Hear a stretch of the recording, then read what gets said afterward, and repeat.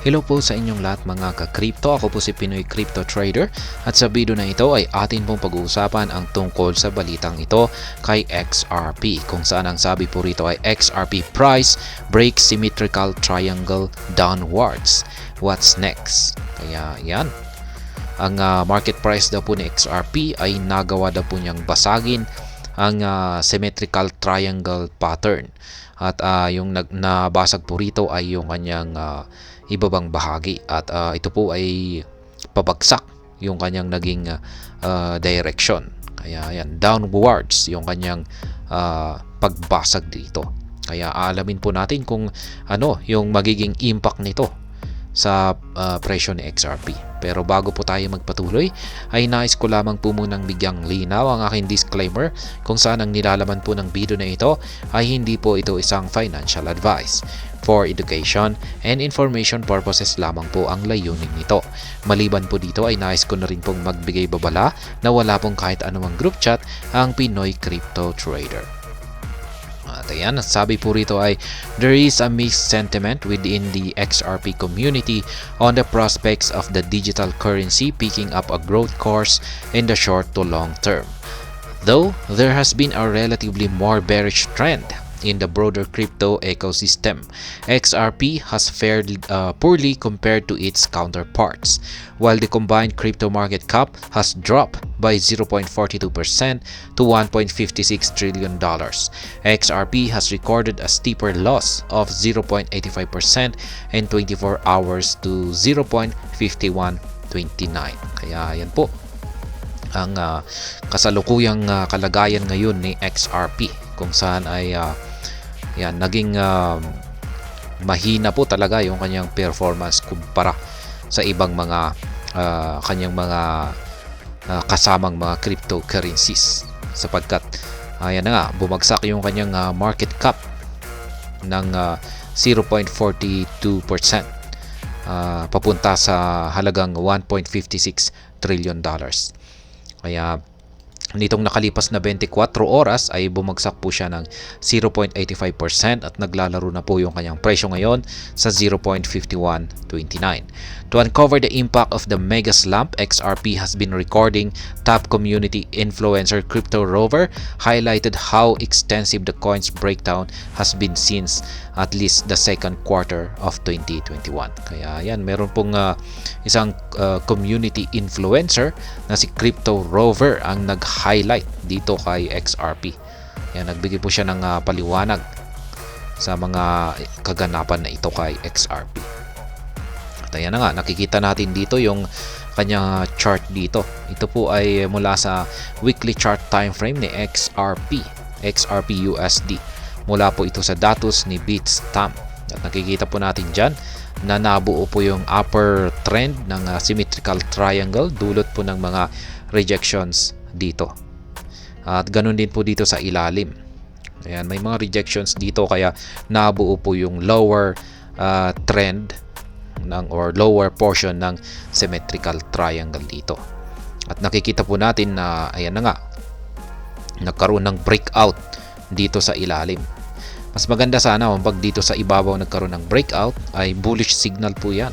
Pero kung pag dito po sa ilalim ay bearish signal po yan. Ayan, XRP price drawdown and projected surge. According to Crypto Rover's chart, XRP dropped from a high price of around $1.82 in mid-April 2021 to the current price of $0.5129.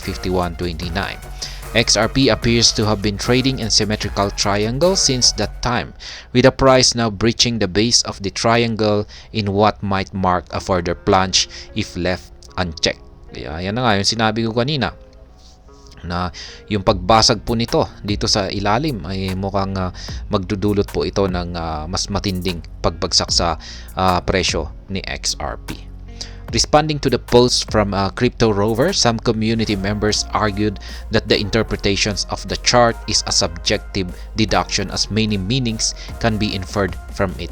XRP has always come under intense scrutiny from members of the community for always lagging, even in periods when general market sentiment favor inside intensive growth.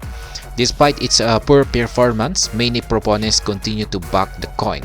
Prior to this post, Crypto Rover has always posited that XRP needs about 8 to 10 weeks for proper consolidation before it prints its long-awaited correction.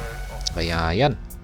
Ayon po mismo kay Crypto Rover ay kakailanganin daw po muna ni XRP na mag-consolidate ng 8 to 10 weeks. Yan, kaya kailangan po na niyang mag-consolidate ng 8 to 10 weeks bago po siya magkakaroon ng correction or bago po siya makakabangon. Kaya yan, while he has typically failed to provide the potential price target for XRP, current bullish projections peg the price for the asset north of $1 by the end of this year. XRP has created a defined support.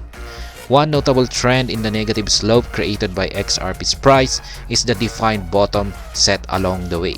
Per an earlier report from the Crypto Basic, the 0.51 price level marks one of the most pivotal for the coin, often acting as a bounce-off zone in times of critical sell-off. Kaya yan daw po.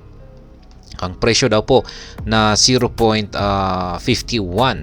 ay isa daw po ito daw yung pinaka-pivotal level kay XRP, kung saan ay madalas po nagbabounce dito ng ilang beses ang presyo ni XRP. Kaya yan, according to the notable market analyst, XRP needs to stay above 0.51 to avoid a steep drop to 0.34. Some analysts believe that the ongoing market downturn could cause a further drop to the range of 0.35 to 0.45, which they see as an attractive buy opportunity and XRP's bottom price level.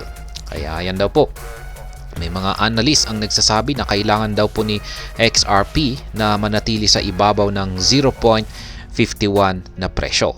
Pero kung ang nangyari ay bumagsak yung presyo ni XRP dito sa ilalim ng 0.51, ay posible po itong bumagsak hanggang sa mababang presyo na nasa 0.34. At ayan, meron na ring ibang mga analyst ang naniniwala na babagsak ang market price ni XRP sa presyong 0.35 hanggang 0.45. Pero ang kanilang pananaw po rito ay yung presyong ito ay bottom price na po ang mga ito, kung saan ay ito po ay isang napaka-attractive na buying opportunity yan sa napakababa or murang presyo ni XRP.